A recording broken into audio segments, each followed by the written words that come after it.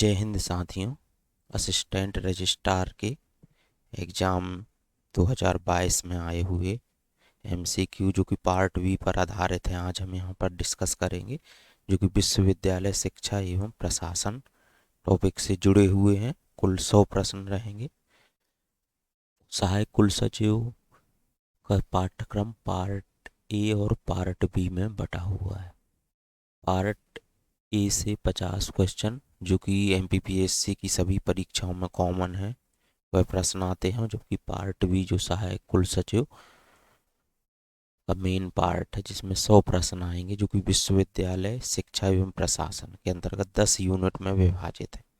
तो इन प्रश्नों से आपको आगामी जो असिस्टेंट रजिस्ट्रार एग्जाम 2026 में होना है उसमें काफ़ी मदद मिलेगी। हर यूनिट से यहाँ पर 10 प्रश्न आए हुए हैं, 10 यूनिट हैं, प्रत्येक यूनिट से 10 प्रश्न है। इक्यावन हमारा प्रश्न है कि निम्नलिखित में से कौन सा उन्नत भारत अभियान के प्राथमिक लक्ष्यों में से एक नहीं है। इसमें ऑप्शन है नए रोजगार विकसित करने हेतु अधिक से अधिक रिपोर्टिंग और लाभप्रद परिणामों पर बल देना, उच्च शिक्षा के विभिन्न संस्थानों में विकास एजेंडा के बारे में समझ निर्माण करना, ग्राम विकास कार्यों में परिवर्तनकारी बदलाव लाना, या फिर सामाजिक लक्ष्यों के निर्माण में फील्ड कार्य एवं सभी स्टेक होल्डर के मध्य विचार विमर्श उच्च शिक्षा के आधार के रूप में पुनः रेखांकित करना। तो यहाँ पर जो सी ऑप्शन है इसमें कि ग्राम विकास कार्यों में परिवर्तनकारी बदलाव को प्रारंभ करना, तो यह इसके जो उन्नत भारत अभियान है इसके प्राथमिक लक्ष्यों में से एक नहीं है। सी इसका राइट आंसर। नेक्स्ट क्वेश्चन है, निम्नलिखित में से कौन सी जिम्मेदारी डिपार्टमेंट ऑफ साइंस एवं टेक्नोलॉजी की department of science and technology की नहीं है। तो यहाँ पर विज्ञान और प्रौद्योगिकी से संबंधित नीतियों का निर्माण करना, यह भी सही है।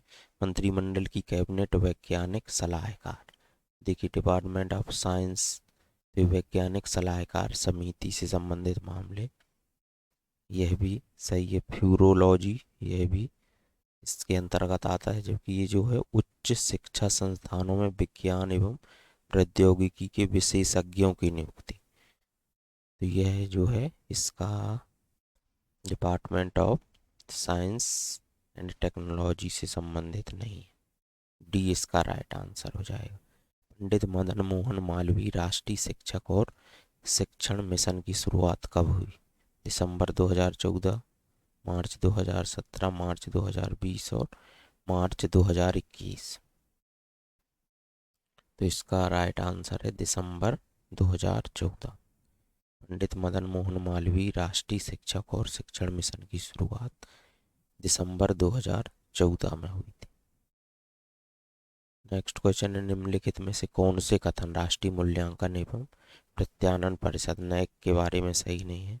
इसका मुख्यालय इंदौर में है, इस देश भर में इसके क्षेत्रीय कार्यालय हैं।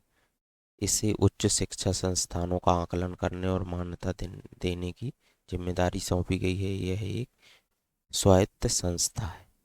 तो यह है इसका नैक का जो मुख्यालय, यह है गलत हो जाएगा। तो यहाँ पहले कौन कौन से ऑप्शन आ रहे हैं, ये 2 ऑप्शन तो कट जाएंगे, फिर इसके बाद ठीक है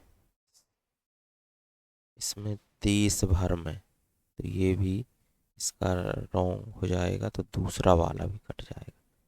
तो ये इसका मुख्यालय जो है बेंगलुरु में। दूसरा ऑप्शन जो ए ऑप्शन है, थर्ड और फोर्थ, ये सही है। नेक्स्ट क्वेश्चन, इनमें से कौन सा स्वयं का सिद्धांत नहीं? स्वयं का फुल फॉर्म भी आ सकता है, जो अभिगम, समानता, गुणवत्ता और पारदर्शिता, यह भी हमारे सिलेबस में है, न्यू सिलेबस में भी है। इनमें से कौन सा स्वयं का सिद्धांत नहीं है? इसमें जो है पारदर्शिता, ठीक है, अभिगम है, समानता है, गुणवत्ता है। नेक्स्ट क्वेश्चन है, निम्नलिखित में से कौन सा विकल्प यूनेस्को द्वारा सुझाए गए शिक्षा के स्तंभों को इंगित करता है? जानना, सीखना, एक साथ जीना, सीखना, करना, सीखना, उपयुक्त सभी। तो इसका राइट आंसर है उपयुक्त सभी। नेक्स्ट क्वेश्चन है, निम्नलिखित में से किसकी एनआईसी में महत्वपूर्ण भूमिका है? इसका राइट आंसर है खेल नहीं है। इसमें प्रश्न जो है, निम्नलिखित में से किसकी एनआईसी में महत्वपूर्ण भूमिका नहीं है? तो देखिए, ई कॉट्स, ई ट्रांसपोर्ट, स्वच्छ भारत मिशन। तो यह है 57 में जो डी राइट आंसर है इसका, खेल प्रशासन। एनआईसी में महत्वपूर्ण भूमिका नहीं है खेल प्रशासन। नेक्स्ट क्वेश्चन है, 2003 में शुरू हुई एनपीटीईएल का निम्नलिखित में से कौन सा पूर्ण रूप है? तो इसका है A option right, national programme on technology enhanced learning. National programme on technology enhanced learning. हम ये जो आंसर बता रहे हैं आपको, फाइनल आंसर की और संशोधित आंसर की जो आई थी उस पर आधारित है। कुछ प्रश्न इसमें डिलीट भी हैं और किसके रिपीट आंसर, डबल आंसर भी मिलेंगे आपको। नेक्स्ट क्वेश्चन है 59,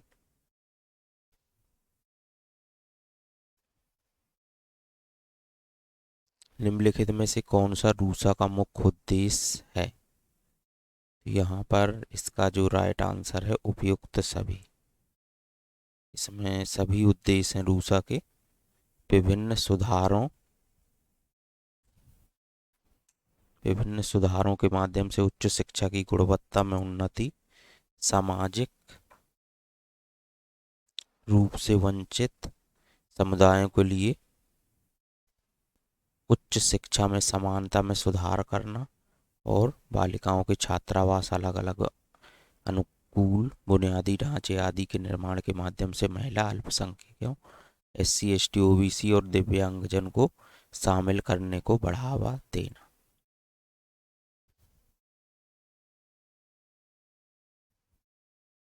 गुणवत्ता परक उच्च शिक्षा अनुसंधान और नवाचार के लिए राज्यों और संस्थानों के बीच स्वस्थ प्रतिस्पर्धा की भावना को बढ़ावा देना। तो रूसा के ये सभी मुख्य उद्देश्य हैं, उपयुक्त सभी इसका राइट आंसर।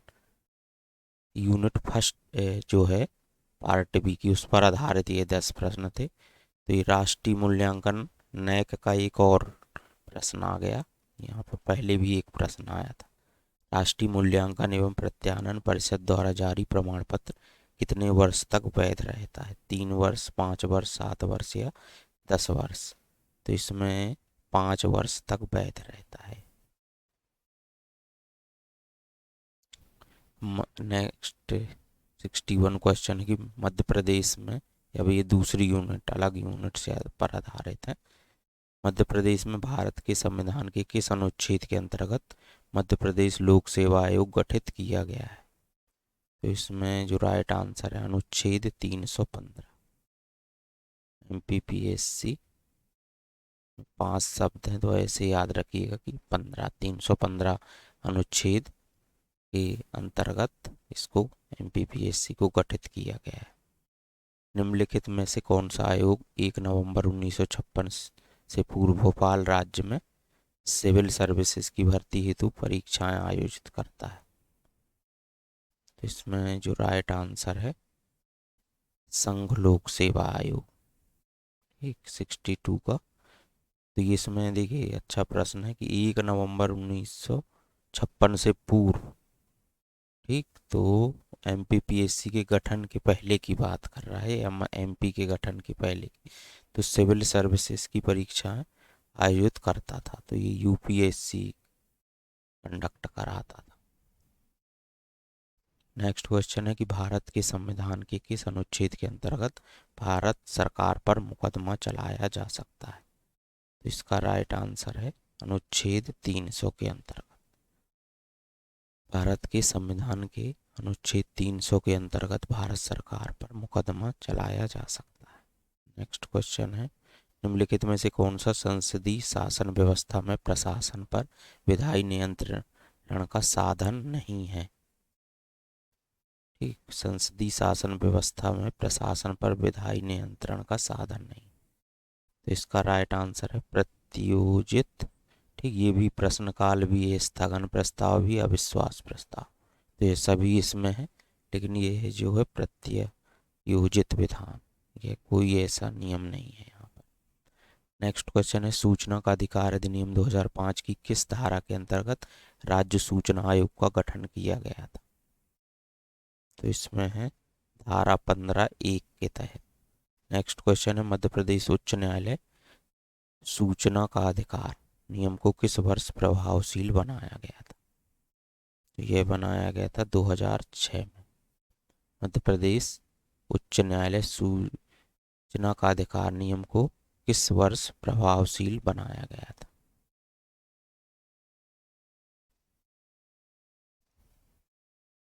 इसमें है बी राइट आंसर है 2006। नेक्स्ट क्वेश्चन है, निम्नलिखित में से किस दिनांक को मध्य प्रदेश में सीएम हेल्पलाइन प्रारंभ की गई थी? इसका राइट आंसर है 31 जुलाई 2014 को। 31 जुलाई 2014 को मध्य प्रदेश में सीएम हेल्पलाइन प्रारंभ की गई थी। नेक्स्ट क्वेश्चन है, मध्य प्रदेश में सीएम हेल्पलाइन प्रारंभ निम्नलिखित में से किस विभाग के अंतर्गत किया गया? तो इसका राइट आंसर है लोक सेवा प्रबंधन विभाग के अंतर्गत। मध्य प्रदेश लोक सेवाओं के प्रदान की गारंटी अधिनियम 2010 की किस धारा के अंतर्गत द्वितीय अपीली प्राधिकारी शास्ति आरोपित करने हेतु अधिकृत है? इसमें है धारा 7(1) के तहत। 69 का ए ऑप्शन राइट है। धारा 7(1) के अंतर्गत जो है द्वितीय अपीली अधिकारी शास्ति आरोपित करने हेतु अधिकृत है। नेक्स्ट क्वेश्चन है, मध्य प्रदेश लोक सेवाओं के प्रदान की गारंटी है। लोक सेवा अधिनियम हमारे पाठ्यक्रम में है, इससे 2 या 3 प्रश्न बन रहे हैं। अधिनियम 2021 की धारा 2(h) में उल्लिखित शब्द कपट से अभिप्रेत कृत निम्नलिखित में से किस में परिभाषित है? तो इसका राइट आंसर है भारतीय संविदा अधिनियम 1872 की धारा 17 में। नेक्स्ट क्वेश्चन, एक विश्वविद्यालय में किसी संकाय के अध्यक्ष के कार्य संबंधित होते हैं शिक्षण एवं शोध के मानकों के संधारण से। एक विश्वविद्यालय में किसी संकाय के अध्यक्ष के या जो HOD है उसके कार्य संबंधित होते हैं शिक्षण एवं शोध के मानकों के संधारण से।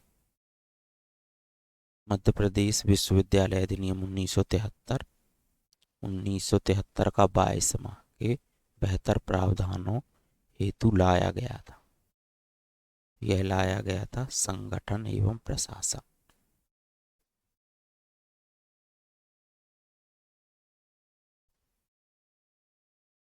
ठीक, तो मध्य प्रदेश विश्वविद्यालय अधिनियम 1973 जो कि 1973 का 22वां अधिनियम था, संगठन एवं प्रशासन के बेहतर प्रावधानों हेतु लाया गया। नेक्स्ट क्वेश्चन है कि मध्य प्रदेश विश्वविद्यालय संशोधन अधिनियम 2022 के अनुसार राजा शंकर साय विश्वविद्यालय के प्रादेशिक क्षेत्राधिकार में कौन से राजस्व जिले आते हैं? इसमें राइट आंसर है इसका उपयुक्त पैसे कोई नहीं, D right answer. Madhya Pradesh विश्वविद्यालय संशोधन अधिनियम 2022 के अनुसार राजा शंकर साय हृदय साय विश्वविद्यालय के प्रादेशिक क्षेत्र अधिकार में कौन से राजस्व जिले आते हैं? तो उपयुक्त में से कोई नहीं, राइट आंसर इसका डी। नेक्स्ट क्वेश्चन है, राज्य विश्वविद्यालय के किसी स्थायी एवं योग्य संकाय सदस्य को शोध पर्यवेक्षक हेतु नियुक्त किया जा सकता है? इसमें जो राइट आंसर है अकादमिक परिषद के अनुमोदन के उपरांत। नेक्स्ट क्वेश्चन है, मध्य प्रदेश के बाहर किसी तरह के शिक्षण या शोध कार्य के प्रस्ताव परीक्षण हेतु बनी संबंधित समिति में निम्नलिखित में से कौन सा सम्मिलित नहीं होता है? तो ये है राइट आंसर डी, संबंधित विश्वविद्यालय के रजिस्ट्रार। नेक्स्ट क्वेश्चन है, मध्य प्रदेश विश्वविद्यालय सेवा में सीधी भर्ती के अंतर्गत विज्ञापित पदों में से एससी तथा एसटी के उम्मीदवारों के लिए संयुक्त रूप से आरक्षण की अधिकतम सीमा कितनी हो सकती है? इसमें राइट आंसर है 45%। 76 का राइट आंसर है बी, 45%। नेक्स्ट क्वेश्चन है, मध्य प्रदेश राज्य विश्वविद्यालय सेवा नियम 1983 के अनुसार एससी तथा एसटी से तात्पर्य वही होगा जो कि संविधान के अनुच्छेद 366, 24 एवं 25 में वर्णित है। ठीक, तो इसका राइट आंसर है ये, संविधान के अनुच्छेद 366, 24 एवं 25 में जो वर्णित है। मध्य प्रदेश राज्य विश्वविद्यालय की अकादमिक परिषद की सफल बैठक के आयोजन हेतु कोरम या कार्य साधक संख्या के क्रम में खाली स्थान सदस्य होने चाहिए। तो इसमें है सी, 12 सदस्य होने चाहिए। नेक्स्ट क्वेश्चन है, मध्य प्रदेश के विश्वविद्यालयों में वार्षिक प्रतिवेदन के निर्माण हेतु निर्देशन देने का दायित्व किसका है? तो यह है कार्यकारी परिषद का। मध्य प्रदेश में एक निजी विश्वविद्यालय के वाइस चांसलर की नियुक्ति हेतु कौन सा कथन असत्य है? इसमें राइट आंसर है सी, इस हेतु बनी चयन समिति में राज्य सरकार द्वारा मनोनीत 2 प्रख्यात शिक्षाविद होते हैं।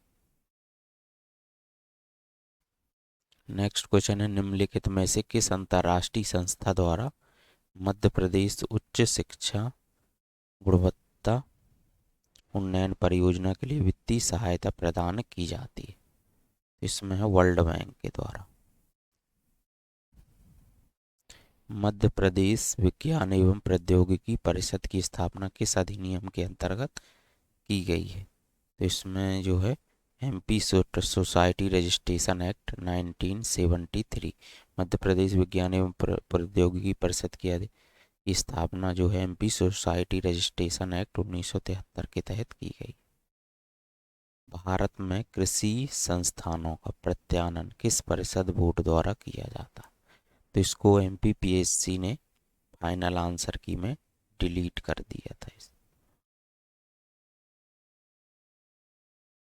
नेक्स्ट क्वेश्चन है, निम्नलिखित में से राज्यों का कौन सा समूह भोपाल में स्थित यूजीसी के केंद्रीय क्षेत्रीय कार्यालय के अधिकार क्षेत्र में आता है?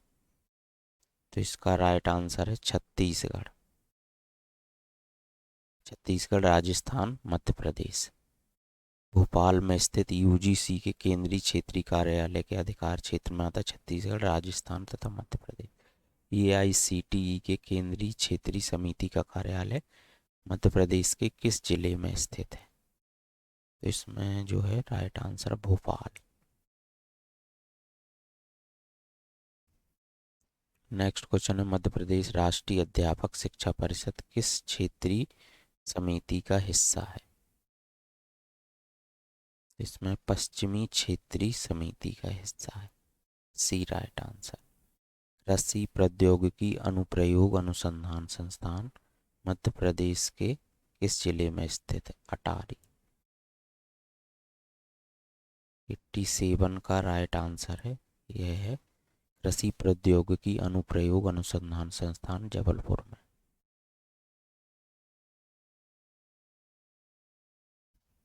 सन 1958 में भारतीय प्रौद्योगिकी संस्थान बॉम्बे स्थापना किस अंतर्राष्ट्रीय संस्था की सहायता से की गई थी?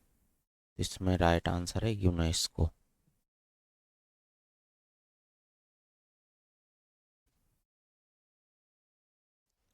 आईआईटी बॉम्बे की स्थापना यूनेस्को की सहायता से की गई। भारतीय विज्ञान शिक्षा एवं अनुसंधान संस्थान मध्य प्रदेश के किस जिले में स्थित है? यह है भोपाल में, IISER, advanced material and process research institute AMPRI Bhopal वर्ष 2007 से पूर्व किस नाम से जाना जाता था? तो यह जाना जाता था regional research laboratory, B right answer. Next question है कि विश्वविद्यालय के वित्त और संपत्तियों का नियंत्रण खाली स्थान का एक महत्वपूर्ण कार्य है। तो इसमें जो राइट आंसर है कार्यकारी परिषद का महत्वपूर्ण कार्य है।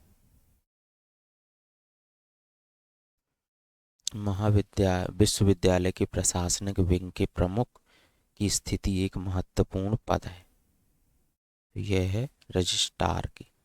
विश्वविद्यालय के प्रशासनिक विंग के प्रमुख कुल सचिव या रजिस्ट्रार की स्थिति एक महत्वपूर्ण पद है। विश्वविद्यालय की निधि और संपत्तियों के प्रबंधक कौन है? यह है वित्त अधिकारी। यूजीसी औपचारिक रूप से भारत में विश्वविद्यालय शिक्षा के मानकों के समन्वय, निर्धारण और रखरखाव के लिए संसद के एक अधिनियम के माध्यम से भारत सरकार के एक सामंजस्य निकाय के रूप में कब स्थापित किया गया था? इसका राइट आंसर है नवंबर 1956। 94 का सी राइट आंसर, नवंबर 1956। कुलपति के नियंत्रण के अधीन किसका कर्तव्य होगा कि विश्वविद्यालय की संपत्ति और निवेश, जिसमें न्यास और दान संपत्ति शामिल है, को धारण और प्रबंधित करे? यह है वित्तीय प्रबंधक, वित्तीय नियंत्रक। कुलपति के नियंत्रण के अधीन किसका कर्तव्य होगा कि विश्वविद्यालय की संपत्ति और निवेश, जिसमें न्यास और दान संपत्ति शामिल है, को धारण और प्रबंधित करे? वित्तीय नियंत्रक। कुल सचिव के नियंत्रण अनुसार आय एकत्र करना, भुगतानों को वितरित करना और विश्वविद्यालय के खातों को बनाए रखने का कार्य कौन करता है? इसमें राइट आंसर है वित्तीय नियंत्रक। खाली स्थान से कुलपति को सौंपे गए क्षेत्रों से उसके उत्तरदायित्वों को साझा करने की अपेक्षा की जाती। समकुलपति, निदेशक, अध्यक्ष, अध्ययन बोर्ड, कुल सचिव। तो इसमें राइट आंसर है समकुलपति, ये ऑप्शन राइट है। नेक्स्ट क्वेश्चन है बजट के ढांचे के भीतर उसके निष्पादन की दृष्टि से विद्या परिषद के सभी प्रस्तावों की जांच करने का कर्तव्य किसका है? तो यह है कार्यकारी परिषद का। विश्वविद्यालय के आय व्यय की समीक्षा करने का कर्तव्य किसका है? वित्त समिति का। एक परिनियम तैयार करते समय विश्वविद्यालय की सबसे अच्छी विधियां किसके द्वारा तैयार की जाएंगी? इसमें राइट आंसर है समन्वय समिति के द्वारा।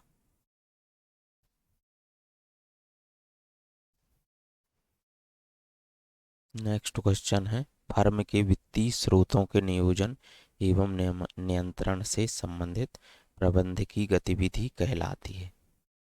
यह है वित्तीय प्रबंधन। वित्तीय प्रबंधन का मुख्य उद्देश्य क्या है? तो यह है लाभ एवं व्यवसाय की परिसंपत्तियों को बढ़ाना। लचीला बजट संबंधित होता है ए और बी दोनों से। लचीला बजट संबंधित होता है ए एवं बी दोनों, व्यय से और लागत से। अर्धविकसित राष्ट्रों को सार्वजनिक ऋण लेने के लिए निम्न में से किसका सहारा लेना पड़ता है? तो इसमें जो है फाइनल आंसर की में इसमें घरेलू ऋण और करारोपण, अनिवार्य ऋण एवं मुद्रा प्रसार, ई और सी इसके राइट आंसर माने गए थे। 104 नंबर जो प्रश्न है इसके जो फाइनल आंसर की में है दो ऑप्शन सही माने गए, ए और सी।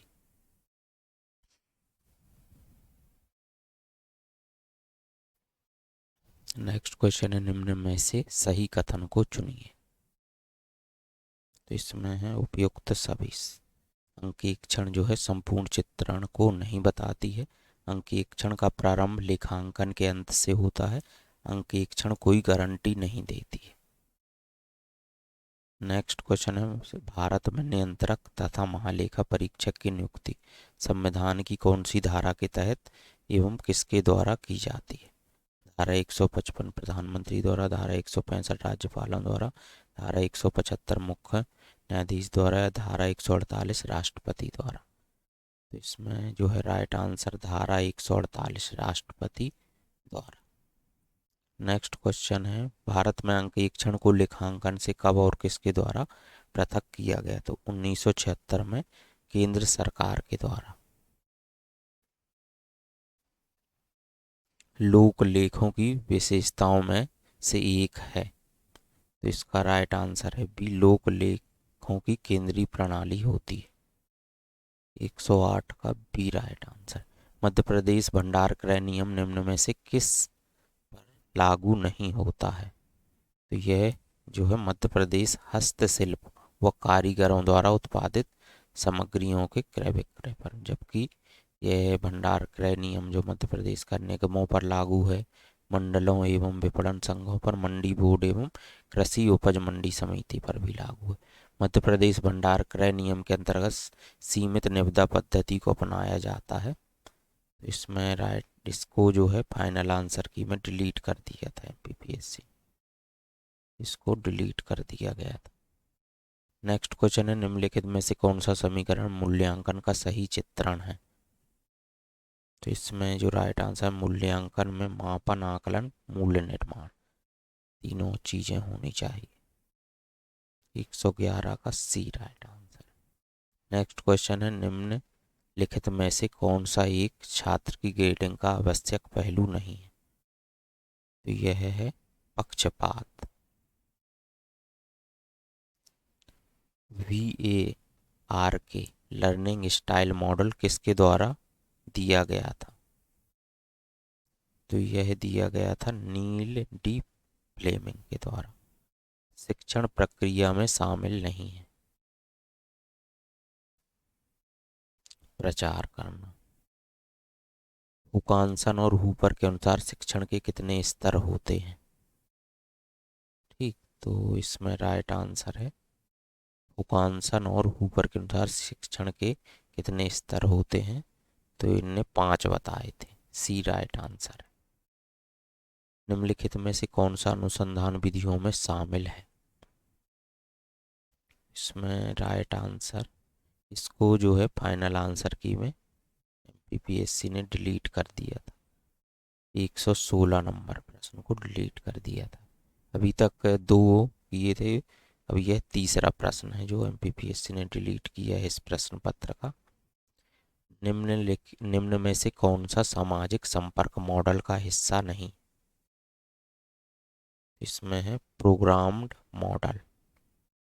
कक्षा में सीखने के विभिन्न तरीकों में से कौन से सीखने के तरीके को सभी प्रकार के सीखने के लिए एक बुनियादी आवश्यक माना जाता है? तो यह है अवलोकन द्वारा सीखना। नेक्स्ट क्वेश्चन है, राष्ट्रीय शैक्षिक अनुसंधान और प्रशिक्षण परिषद एनसीईआरटी की स्थापना किस वर्ष में की गई थी? तो ये की गई थी 1961 में। एनसीईआरटी की स्थापना 1961 में की गई थी। नेक्स्ट क्वेश्चन है, सत्यता, निजता, गोपनीयता और निष्ठा निम्नलिखित में से किसके 4 महत्वपूर्ण तत्व हैं? इसमें 120 का जो राइट आंसर है नैतिक नियम।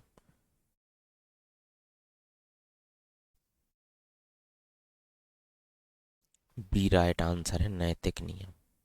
निम्नलिखित में से कौन सा भी राष्ट्रीय शिक्षा नीति के 10 प्रश्न मिलेंगे हमको? यूनिट 8 है।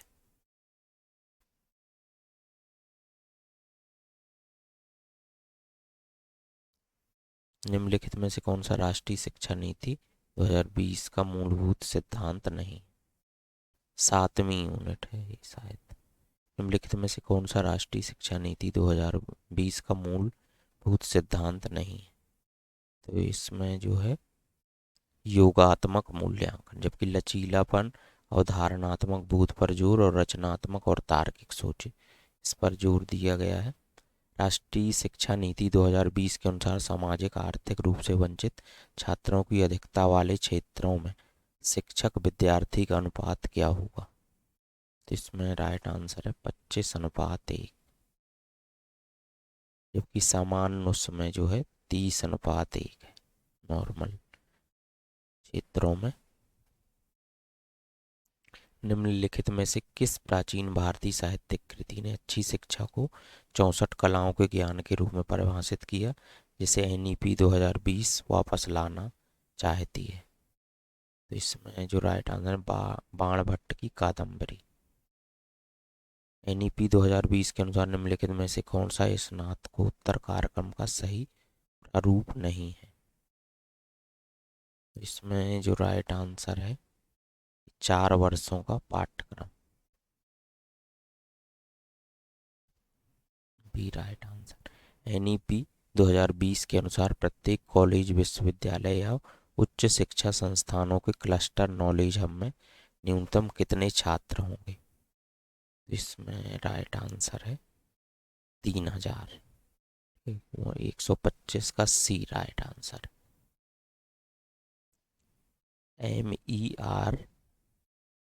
MERU मेरू की स्थापना का मुख्य उद्देश्य क्या है? तो इसमें जो राइट आंसर है गुणवत्तापूर्ण शिक्षा।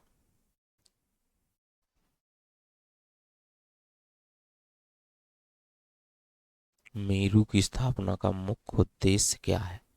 गुणवत्तापूर्ण शिक्षा। एनईपी के अनुसार किस अंतराल पर NCFAC दस्तावेज की समीक्षा एवं अद्यतन किया जाएगा? तो इसका है प्रत्येक 5-10 वर्षों में। एनईपी के अनुसार किसी विषय विशेष में 4 वर्षीय स्नातक की डिग्री प्राप्त करने वाले विद्यार्थी के लिए बीएड का कौन सा कार्यक्रम सुनिश्चित किया गया है? तो इसमें किया गया है 1 वर्ष। इसने भी 4 वर्षीय स्नातक की डिग्री की है या फिर मास्टर डिग्री की हुई है, उसको 1 वर्षीय बीएड का कार्यक्रम सुनिश्चित किया गया। एनईपी के अनुसार अनुवाद एवं विश्लेषण के लिए निम्नलिखित में से कौन सी संस्था स्थापित की जाती है? यह की जाती है Indian institute of translation and interpretation. Next question है निम्नलिखित में से कौन सी एजेंसी विश्वविद्यालयों में प्रवेश के लिए उच्च गुणवत्तापूर्ण सामान्य योग्यता परीक्षा आयोजित करने के लिए जिम्मेदार होगी? यह है राष्ट्रीय परीक्षण एजेंसी NTA।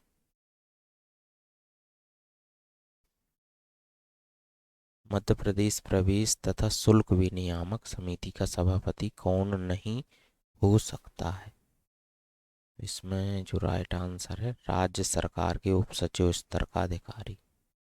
नेक्स्ट क्वेश्चन है मध्य प्रदेश प्रवेश तथा शुल्क विनियामक समिति द्वारा फीस निर्धारण का मापदंड कौन सा नहीं है? व्यावसायिक पाठ्यक्रम की प्रकृति, भूमि या भवन का मूल, क्षेत्र की आर्थिक संपन्नता का आधार, प्रशासन तथा संधारण का व्यय। इसमें राइट आंसर है सी क्षेत्र की आर्थिक संपन्नता का आधार। मध्य प्रदेश में स्थापित निजी विश्वविद्यालय का प्रमुख कौन होता है? इसमें राइट आंसर है ए कुलाधिपति। मध्य प्रदेश के निजी विश्वविद्यालय के प्रथम परिनियम किसके द्वारा बनाए जाते? तो इसमें राइट आंसर विश्वविद्यालय के शासी निकाय द्वारा। 134 का सी है राइट आंसर। राज्य मानव अधिकार आयोग के सदस्यों को कौन नियुक्त करता है? तो इसमें राइट आंसर है राज्यपाल। राज्य मानव अधिकार आयोग के अध्यक्ष की नियुक्ति की अधिकतम आयु सीमा कितनी है? यह है 70 वर्ष। मध्य प्रदेश राज्य अनुसूचित जनजाति आयोग का सदस्य निम्न में से कौन होता है? यह है आयुक्त जनजाति विकास मध्य प्रदेश।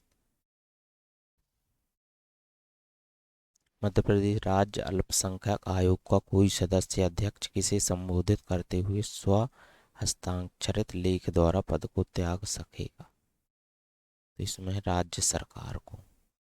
मध्य प्रदेश राज्य अनुसूचित जनजाति आयोग के शासकीय सदस्य कितने वर्ष की अवधि के लिए नियुक्त होते हैं?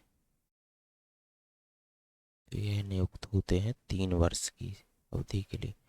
मध्य प्रदेश शासन में राज्य स्तरीय राज्य पिछड़ा वर्ग आयोग का गठन भारत के उच्चतम न्यायालय द्वारा वर्ष 1990 में से किस केस से संबंधित दिए गए निर्देश के पालन में किया गया है?